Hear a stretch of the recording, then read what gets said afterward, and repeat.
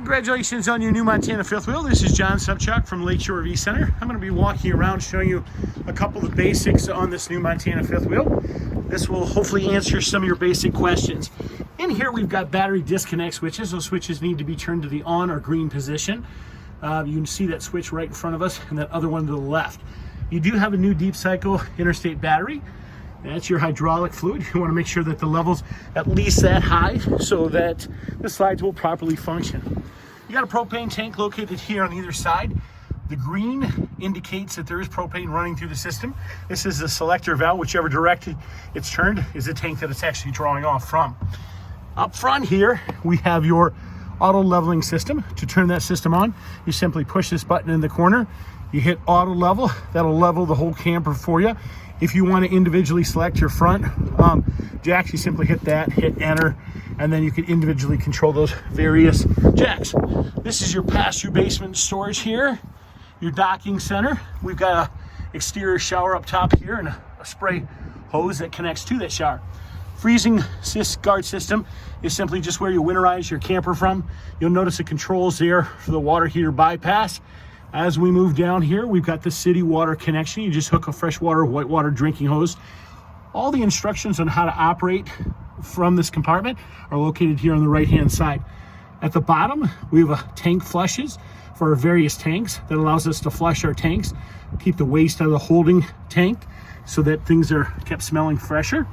These are our low points, which drain our hot and cold line. We bring our hoses up through here for that. Our key satellite hookups right there, additional solar hookup right there. This is our furnace exhaust, and we do want to keep the little ones away from that. Underneath of our slide, our sewage storage tube right there. We're going to walk you around to the rest of the camper.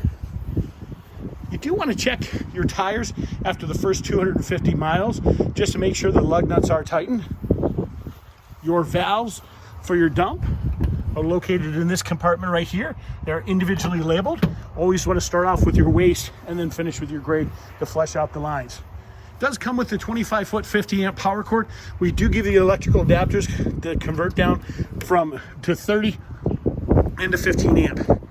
This is your hot water heater access panel in here. We got an anode rod that's been pulled for winterization.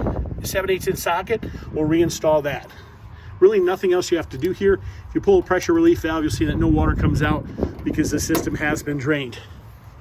I'll walk around the outside here and walk you to the inside. You have a rear accessory hitch on this. It is recommended not to exceed 250 pounds on your ladder.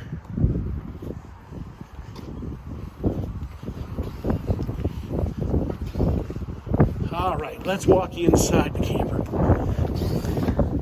At the bottom here, we have your breaker box and fuse panel. The breakers are your 110 side of things.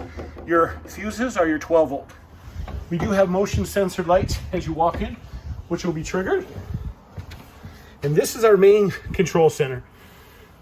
These allow us to extend our awnings. These are our tank heaters. Gas electric for a hot water heater there. These just turn on our overhead lights.